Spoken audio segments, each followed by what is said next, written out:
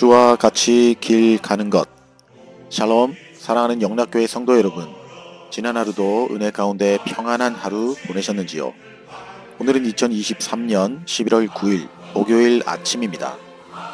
남은 한 주간도 하나님의 말씀을 생명의 양식 삼아 영적으로 건강한 하루하루 되시기 바라며, 오늘도 변함없이 하나님의 말씀을 묵상하는 아침 경건의 시간을 시작하겠습니다.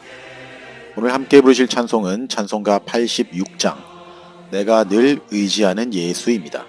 다 함께 찬송하시겠습니다.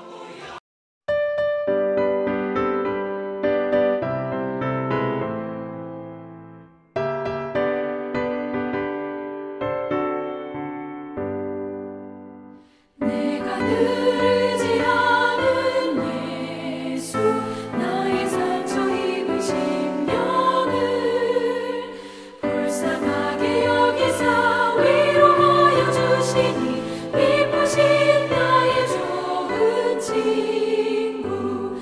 내가 의지하는 내 예수, 나의 사모하는 친구. 나의 기도들을 응답하여 주시니, 기쁘신 나의 좋은 친구. 주의 손 의지하고 살 때 나를 해할 자가 없도다. 주님 나의 마음을 크게 위로하시니, 기쁘신 나의 좋은 친구. 내가 의지하는 내 예수, 나의 사모하는 친구. 나의 기도들을 응답하여 주시니, 기쁘신 나의 좋은 친구.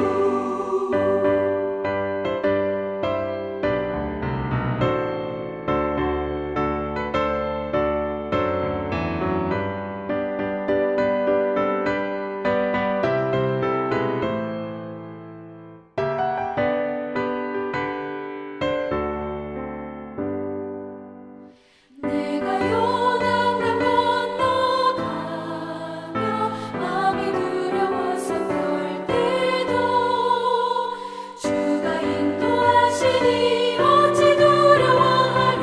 기쁘신 나의 좋은 친구. 내가 의지하는 내 예수, 나의 사모하는 친구. 나의 기도들을 응답하여 주시니, 기쁘신 나의 좋은 친구. 이곳 천국에 올라가서 모든 성도들과 다 함께 우리들을 구하신 주를 찬양하리라.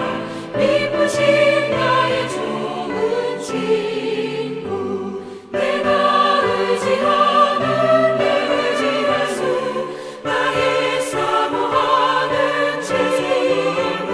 나의 기도들을 응답하여 주시니, 기쁘신 나의 좋은 친구. 하나님 아버지, 오늘도 우리에게 새날을 시작할 수 있는 건강을 허락해 주셔서 주님 앞에 나와 말씀을 묵상하게 하심을 감사드립니다. 이 하루하루를 살아갈 때에 하나님과 나 자신에게 부끄럽지 않은 하루, 무엇과도 바꿀 수 없는 귀하고 복된 하루임을 기억하며 살아갈 수 있도록 인도하여 주시옵소서. 연약하여 건강이 좋지 않은 성도님들을 속히 회복시켜 주시고, 하나님의 은혜 가운데 살아갈 수 있도록 인도하여 주시옵소서.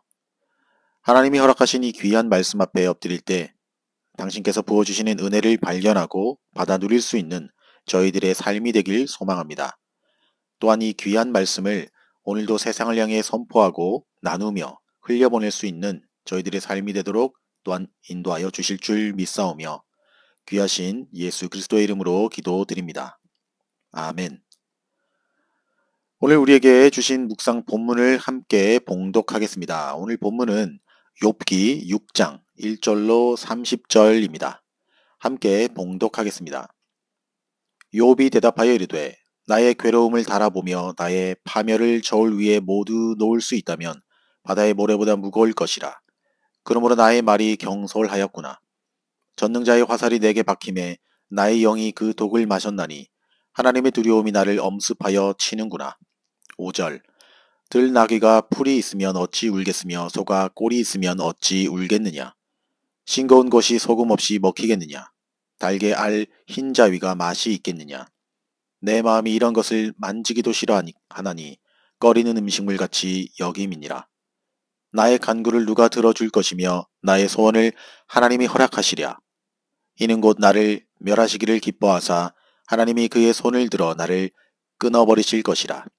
10절 그러할지라도 내가 오히려 위로를 받고 그칠 줄 모르는 고통 가운데서도 기뻐하는 것은 내가 거룩하신 이의 말씀을 거역하지 아니하였음이라. 내가 무슨 기력이 있기에 기다리겠느냐. 내 마지막이 어떠하기에 그저 참겠느냐. 나의 기력이 어찌 돌의 기력이겠느냐. 나의 살이 어찌 노쇠겠느냐. 13절 나의 도움이 내 속에 없지 아니하냐. 나의 능력이 내게서 쫓겨나지 아니하였느냐. 낙심한 자가 비록 전능자를 경외하기를 저버릴지라도 그의 친구들로부터 동정을 받느니라. 내 형제들은 개울과 같이 변덕스럽고 그들은 개울의 물살같이 지나가누나. 16절 얼음이 녹으면 물이 검어지며 눈이 그 속에 감추어질지라도 따뜻하면 마르고 더우면 그 자리에서 아주 없어지나니 대상들은 그들의 길을 벗어나서 삭막한 들에 들어가 멸망하느니라. 대마의 떼들이 그것을 바라보고 스바의 행인들도 그것을 사모하다가 20절 거기 와서는 바라던 것을 부끄러워하고 낙심하느니라. 이제 너희는 아무것도 아니로구나. 너희가 두려운 일을 본즉 겁내는구나. 내가 언제 너희에게 무엇을 달라고 말했더냐. 나를 위하여 너희 재물을 선물로 달라 하더냐. 내가 언제 말하기를 원수의 손에서 나를 구원하라 하더냐. 폭군의 손에서 나를 구원하라 하더냐. 24절 내게 가르쳐서 나의 허물된 것을 깨닫게 하라. 내가 잠잠하리라. 옳은 말이 어찌 그리 고통스러운고 너희의 책망은 무엇을 책망함이냐. 너희가 남의 말을 꾸짖을 생각을 하나 실망한 자의 말은 바람에 날아가느니라. 너희는 고아를 제비 뽑으며 너희 친구를 팔아 넘기는구나. 28절 이제 원하건대 너희는 내게로 얼굴을 돌리라. 내가 너희를 대면하여 결코 거짓말하지 아니하리라. 너희는 돌이켜 행악자가 되지 말라. 아직도 나의 의가 건재하니 돌아오라. 내 혀에 어찌 불의한 것이 있으랴. 내 미각이 어찌 속임을 분간하지 못하랴. 아멘. 자, 이제 오늘 읽은 묵상 본문을 함께 나누겠습니다.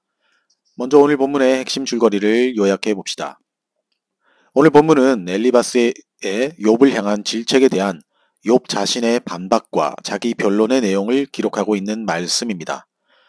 1절로 4절은 우선 욥은 자신이 친구들이 듣기에 경솔하게 들리는 탄식을 할 수밖에 없었던 이유를 제시하고 있습니다.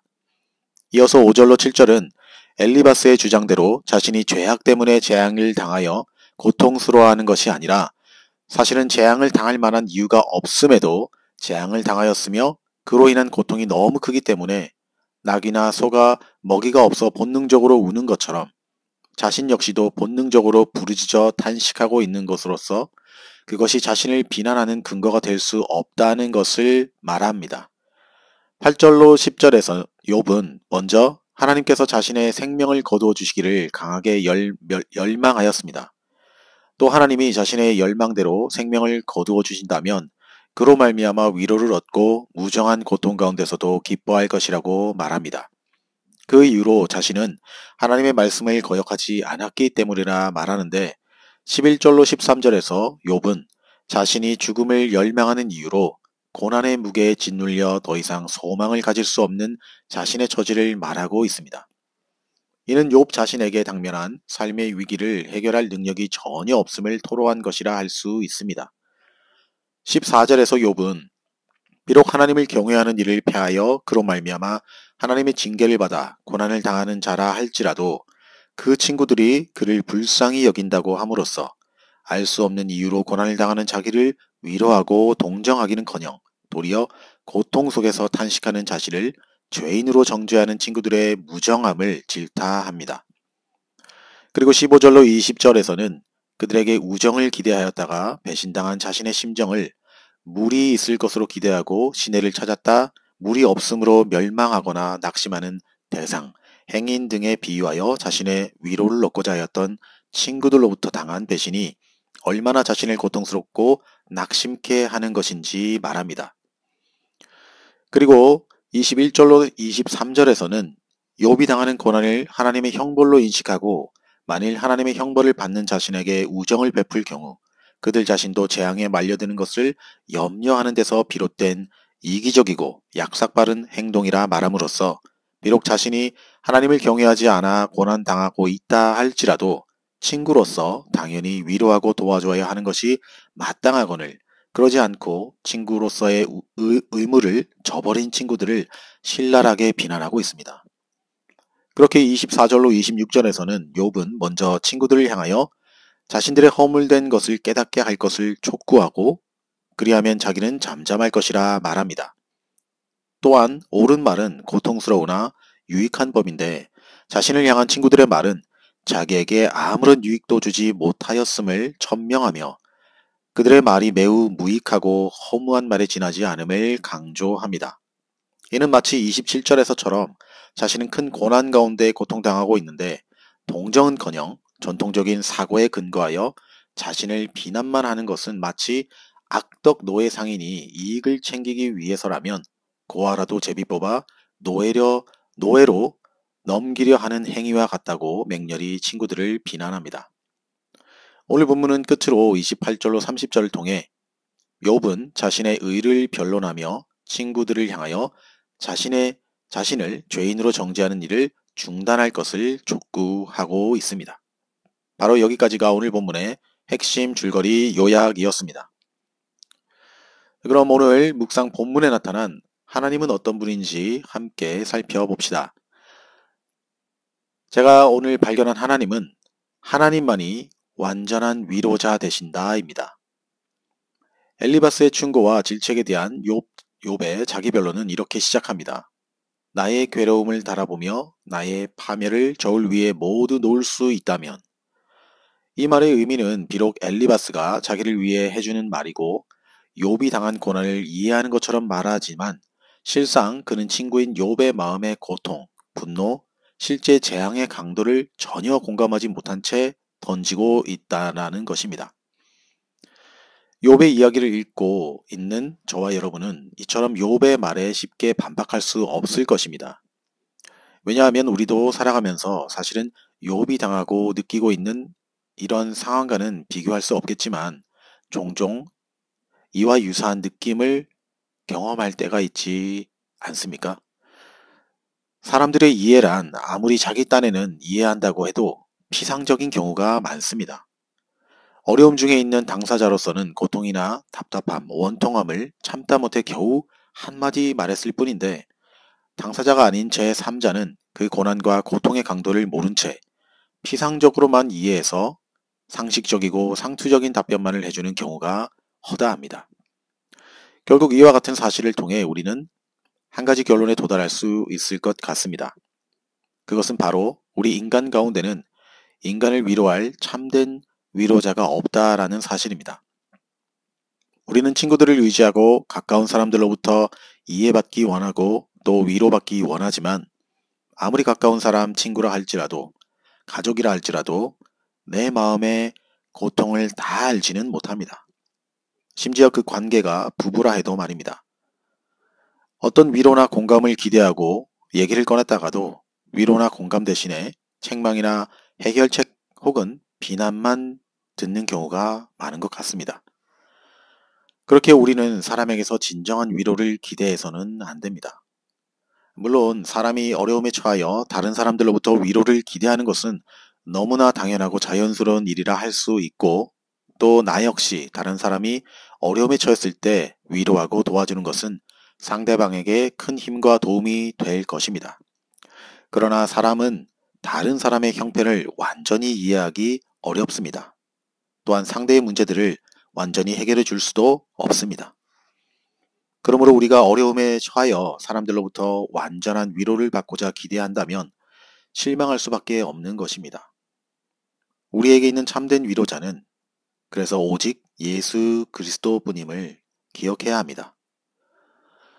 예수님은 하나님이면서도 우리 인간을 온전히 그리고 완전히 이해하고 모든 문제를 짊어지시기 위해 인간이 되어 오셨습니다. 그리고 우리 인간을 대신하여 십자가에서 죽으심으로 우리 인간의 최대 문제인 죄의 문제를 완벽하게 해결해 주셨습니다. 내가 경험하고 있는 이 어려움을, 이 고난을 동일하게 경험하고 느껴본 사람만이 정확하게 나를 이해할 수 있으며 위로하고 공감할 수 있습니다. 우리 예수님이 바로 그런 분이십니다. 사랑하는 성도 여러분, 혹 저와 여러분에게 위로가 필요하십니까? 주님 앞으로 나아갑시다. 우리 주님 앞에 나아가 나의 모든 문제를, 아픔을, 고통을 토해냅시다. 그럴 때 주님은 나를 위로해 주실 뿐 아니라 나의 모든 문제까지도 해결하여 주실 줄 믿습니다. 자, 이제 오늘 묵상 본문이 나에게 주시는 교훈과 메시지를 살펴보겠습니다. 오늘 본문이 우리 모두에게 주는 교훈은 겸손하게 들을 수 있는 사람이 되자라는 것입니다. 본문 24절 말씀입니다. 내게 가르쳐서 나의 허물된 것을 깨닫게 하라. 내가 잠잠하리라. 이 말씀은 우리로 하여금 참 많은 것을 생각하게 하는 말씀이 아닌가 생각합니다. 글의 뉘앙스로만 본다면 이는 마치 친구들에게 항변하는 것 같고 혹은 억울하게 만들지 말고 증거를 되바란 식으로 싸움을 거는 것 같습니다. 그런데 다른 한편으로는 이 말을 통해 저와 여러분에게 주는 교훈이 있음을 깨닫게 됩니다. 세상의 어떤 지혜자도 완전한 지식을 갖고 있지 못합니다. 따라서 그가 발전하기 위해서는 배우려 하고 들으려 하고 고치려 하는 자세가 필요합니다. 항상 겸손히 배우려 하는 사람들은 심지어 3살배기 아이에게도 배울 것이 있다 하지 않습니까? 그런데 사람에 따라서는 남들이 자신의 장단점에 관해 말해주는 것을 아주 힘들어하고 또 싫어하는 사람들이 있습니다. 이를 마치 지적해주는 사람은 유능하고 잘난 사람이라 생각하는 반면 지적을 받고 그것을 듣는 사람은 열등한 사람으로 생각하기 때문일 것입니다. 그렇지만 그것은 사실이 아닙니다. 어쩌면 오히려 그 반대일 경우가 많은 것 같습니다. 다시 말해 정말 지혜 있는 사람은 다른 사람들을 쉽게 가르치려 하지 않습니다. 장점이든 단점이든 다른 상대방에 대해 말하는 것을 그렇게 좋아하지 않습니다. 이런 사람은 오히려 자신의 부족한 점이 무엇이고 어떻게 고쳐야 할지 듣기를 좋아하는 사람입니다. 이것이 참된 지혜자들의 공통점이며 참된 신앙을 가진 성도들의 공통점이 아닐까 생각합니다. 그래서 솔로몬은 잠언을 시작하면서 이렇게 말합니다. 지혜 있는 자는 지혜와 훈계를 듣고 학식을 더할 것이라 했고 명철한 자는 모략을 얻을 것이라 말하지 않았습니까? 사랑하는 성도 여러분, 듣는 것이 지혜의 출발입니다. 그러므로 우리는 많이 들어야 합니다. 자주 들어야 합니다. 또한 우리의 마음을 열어야 합니다. 자녀들을 키우다 보면 듣기를 좋아하는 아이가 있는가 하면 듣기를 싫어하는 자녀들 또한 있습니다. 부모가 뭐라고 하면 인상부터 쓰는 아이가 있습니다. 특히나 10대 사춘기 시절의 자녀가 정말 그런 것 같습니다. 어려서부터 부모의 말씀을 잘 듣는 사람, 교회에서 목사님의 설교를 잘 듣는 사람, 사회에서 직장에서 선배의 말을 귀담아 듣는 자가 결국은 지혜 있는 사람이라 생각합니다. 이러한 사람은 실수를 많이 하거나 잘못된 길을 가는 경우가 드문 것 같습니다. 잘 듣는 것이 이렇게 중요하다라는 것입니다. 저도 한때 청개구리 신보가 있었던 것 같습니다. 남들이 다 하는 것, 남들이 다 사는 것, 남들이 가는 정방향으로 가지 않고 반대로 해본 적도 많았습니다. 물론 경험 면에서는 많은 교훈이 되었지만 돌이켜보면 그만큼 시간 낭비, 에너지 낭비, 물질 낭비라는 큰 대가지불도 있었습니다. 그래서 대세를 따르는 것, 다수가 하는 것이 왜 대중적인 것인지 깨닫게 되는 그런 시간들도 있었던 것 같습니다. 하나님이 하라고 하는 것을 잘 듣고 행하는 것이 또한 우리의 인생과 신앙에서 정말 중요합니다. 그렇지 않게 하나님의 뜻에 어긋나게 행할 때 우리는 요나의 길을 가는 꼴과 같지 않겠습니까? 결국 니느웨로 가게 될 것을 고난과 고생이라는 희생을 하고서야 그 일을 하게 되지 않았습니까? 그러므로 저와 여러분 모두가 이처럼 늘 하나님과 사람 앞에서 겸손하게 마음을 열고 들을 수 있는 지혜자로 살아가게 되시기를 우리 주님의 이름으로 축복합니다. 기도하시겠습니다. 하나님 아버지, 오늘 이 아침에도 주님의 귀한 말씀, 은혜의 말씀을 듣게 하시고 깨닫게 하심을 감사드립니다. 겸손하게 하나님의 말씀 앞에 엎드리게 하시고 책망 앞에 감사하게 하시며 회개하여 은혜 받는 자들로 이 하루도 온전히 살아갈 수 있도록 허락하여 주시옵소서. 이제는 우리 구주 예수 그리스도의 은혜와 하나님 아버지의 극진하신 사랑하심과 성령님의 감화감동, 위로교통, 충만케 하심이 완전하신 하나님께만 위로를 구하고 겸손하게 마음을 열어 하나님의 말씀을 잘 들을 수 있기를 다짐하며 아침 경건의 시간에 참여한 모든 성도들 머리 위에 이제로부터 영원토록 함께 하옵시기를 간절히 축원하옵나이다. 아멘. 자, 오늘도 찬양이 연주되는 동안 몇 가지 기도의 제목을 나누고 함께 기도하길 원합니다. 첫 번째 기도의 제목은 오늘도 각자가 묵상한 말씀을 생각하면서 기도합시다. 과연 나는 듣기를 좋아하는 사람인지 혹은 다른 사람들을 가르치려 하고 지적하기를 즐겨하는 사람인지 돌아보시고 앞으로는 듣기를 즐겨하고 때로 사람들을 가르치고 지적해야 할 때가 있다면 하나님께서 주시는 지혜로 할 수 있게 해달라고 기도합시다. 두 번째 기도의 제목은 영락교회와 우리 성도님들을 위해서 기도합시다. 하나님이 기뻐하시며 말씀과 기도, 온전한 예배로 주님께 영광 돌리는 교회 되게 하시며 우리 최종성 성도님의 회복과 또 70세 이상 되시는 우리 교회 어르신들의 영육의 건강과 치유와 회복을 위해서 기도합시다. 세 번째 기도의 제목은 사랑하는 나의 가족들을 위해 또 고국의 부모 형제를 위해 또 우리 선교 현장에서 수고하시는 선교사님과 그들의 가정 또 그들의 모든 사역을 위해 우리 찬양이 연주되는 동안 간절한 믿음과 소망 또 회개의 심령을 담아서 함께 기도하시겠습니다.